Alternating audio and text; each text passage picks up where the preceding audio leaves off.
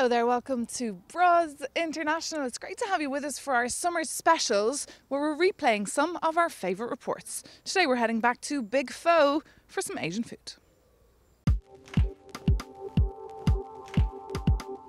Big Pho, c'est un restaurant de cuisine asiatique du quotidien. Donc c'est à la fois un restaurant en takeaway et en delivery. Il n'y a pas de place assise. Et c'est aussi un mini-market où on présente une sélection de produits asiatiques pour cuisiner à la maison. Nous, on a pris le parti de ne pas faire des ramen, de ne pas faire des sushis, de faire quelque chose d'un petit peu différent. Big Pho présente de la cuisine asiatique, que ce soit le plat le plus populaire au Japon qui est le curry japonais, mais aussi la soupe pho qui est une soupe vietnamienne à base de bouillon et de nouilles de riz. Et nous, on vient agrémenter de porc, de poulet, de bœuf, de scampi ou végé. Le umami, c'est le 5e goût. Donc c'est une saveur très neutre qui, pour les Occidentaux, n'a juste aucun goût. Et pour les Japonais, ça a un goût. C'est le goût umami. Donc c'est très difficile de décrire. Et moi, j'adore. Le confinement nous a apporté en fait un atout, c'est vrai, c'est que les clients ont déjà pris l'habitude de commander en livraison. C'est plutôt les Bruxellois qui nous ont marqués parce qu'on les a trouvés très sympathiques, accueillants et pas du tout antipathiques comme un Parisien peut l'être.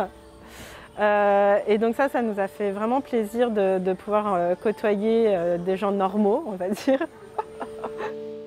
Next, in this report we get to know Virginia Hernandez. She's a writer and artist who originally comes from Colombia.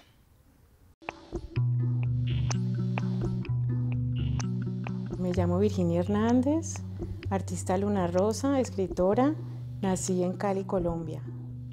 Inicialmente huí de Colombia en el 2002. De la violencia doméstica. Llegué a París, estuve en el sur de Francia, me casé con un belga de Liège y después en el 2018 me vine para Bruselas a seguir mi actividad cultural y pues la escritura igualmente. Me encanta Bruselas, todos los sueños puedes cumplirlos. Y yo le digo El Dorado a Bruselas porque aquí todo es posible. Igualmente sanarme finalmente de la violencia que viví en el pasado. Mi primer libro se llama Mariposa de un capo tejiendo alas de libertad y es mi testimonio de vida de cómo salí de la violencia doméstica de un matrimonio impuesto por un gremio de poder. Me demoré 15 años en terminarlo y en publicarlo.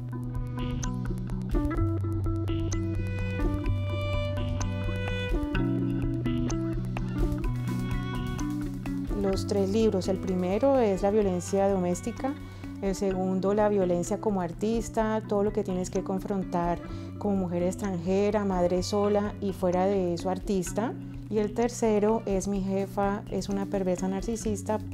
Entonces con la denuncia de todo esto pude crear Alas de Libertad sin Victimismo, que es la trilogía, y es un trabajo de empoderamiento de personas para que se liberen del victimismo y se liberen de la violencia, del maltrato, y también hago arteterapia con ellos para ayudarles con arte siempre y escritura, que son mis herramientas de sanación.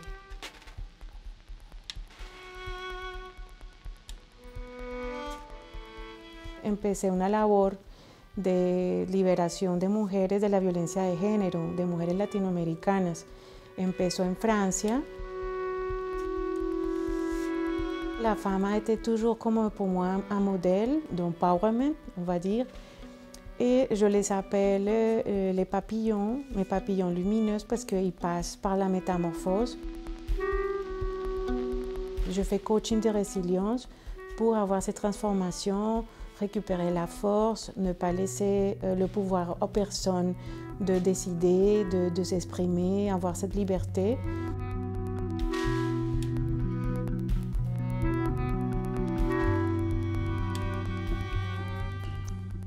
Et moi, je refusais tout ça.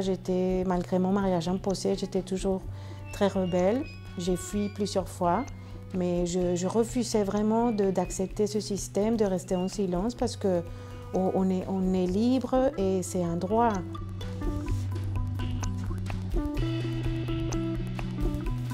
L'art pour moi, c'est ma thérapie, c'est ma caféine, parce que c'est l'art qui m'a donné la force pour avancer, pour accomplir mes rêves, pour fuir.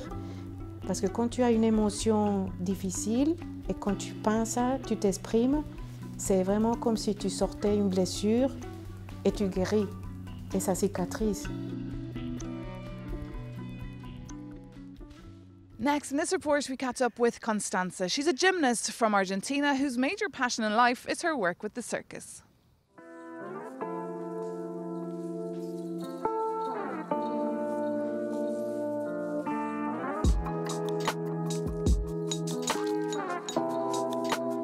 Je viens d'Argentine, de Buenos Aires, puis je suis arrivée à Bruxelles parce que ça faisait des années que j'étais en Argentine. Je suis partie au Québec faire une école de cirque où j'ai rencontré mes collègues et on a créé un spectacle, on a déménagé en Europe pour pouvoir jouer les spectacles. Et c'est avec l'Espace Catastrophe qu'on a fait une résidence et j'ai suivi par eux.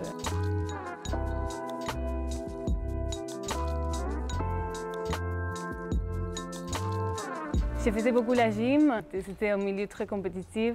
Et le cirque, c'était plus la façon de vivre, la famille, pouvoir être qui je suis et m'exprimer comme je veux, sans que quelqu'un m'impose une façon que je dois être comme ci ou comme ça. En fait, c'est la liberté de s'exprimer.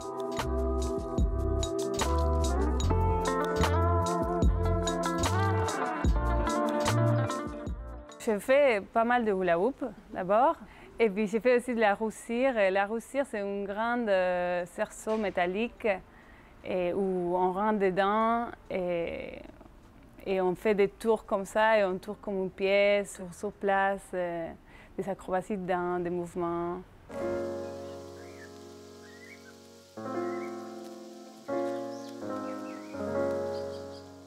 Ça m'intéressait parce que je les voyais à l'école des gens faire, je trouvais ça impressionnant et j'ai surtout voyé des garçons le faire et une fois j'ai vu une fille et j'étais là, ah mais c'est trop bien que ça soit une fille en fait, parce qu'on dirait que c'est super lourd et qu'il faut beaucoup de force, mais en fait une fois que tu comprends l'équilibre, c'est pas mal de stabilité et d'équilibre.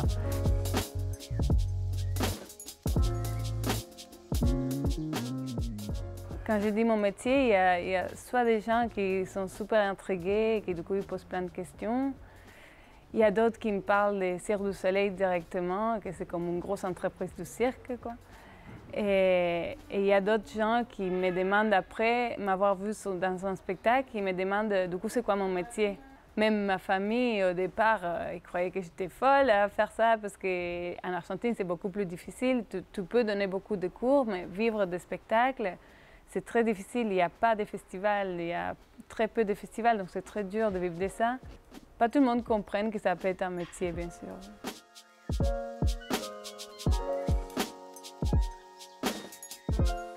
Je crois que le cirque, c'est super important pour tout le monde parce que je me suis aperçue pas mal en donnant des cours qu'en fait, tout le monde peut faire une discipline, n'importe laquelle. Il y a toujours une discipline adéquate à ton physique, à ta physionomie, à ce que tu aimes faire. C'est adéquat à tout le monde, quoi. Tout le monde peut se retrouver là-dedans.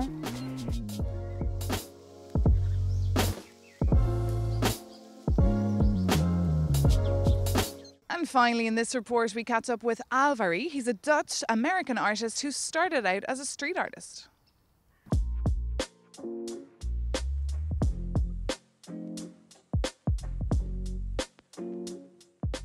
I really love Brussels. I mean, there's something for everybody here.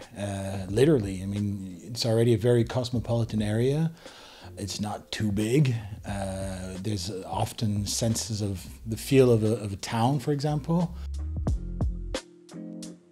I've always loved drawing. It's almost compulsory in my case because I have a very anxious nature. I had a lot of social problems. It was not easy making friends and stuff like that. So I always found that the fact I could draw was something very liberating for me. Everything we see around us had to be created in some form and way. So whoever created it had to think of it, and before thinking of it and making it into a project, he had to draw it. So basically everything you see here came out of the imagination of somebody and it was drawn. But the drawing is the first thing that's materialized. Every kid who lives in the suburbs or outside of our towns, or even in the center of towns, any kid, you know, can identify with the culture of graffiti because it has this do-it-yourself attitude. You just pick a can, start spraying, and quickly they realize that, you know, vandalism isn't just the only reason. It's not an antisocial thing necessarily. It's not even a clan thing. It's not even a drug thing. It's, you know, it's basically the first key a person has to tell the world, listen, I exist.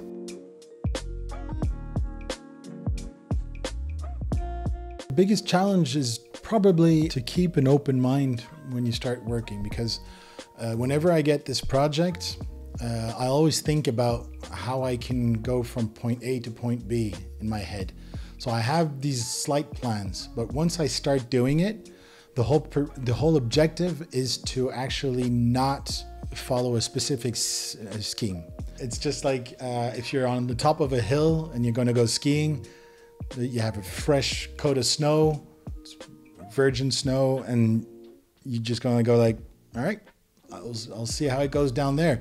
So you don't have this trajectory in mind. All you know is you're going to go downhill and you're just going to have fun doing it. At one point, I'm just like the tool of a painting that's writing itself. You know, it's not my painting. It becomes the work itself is the artist. Well, that's it for this edition of Bros International. Take care, and we hope to see you really soon.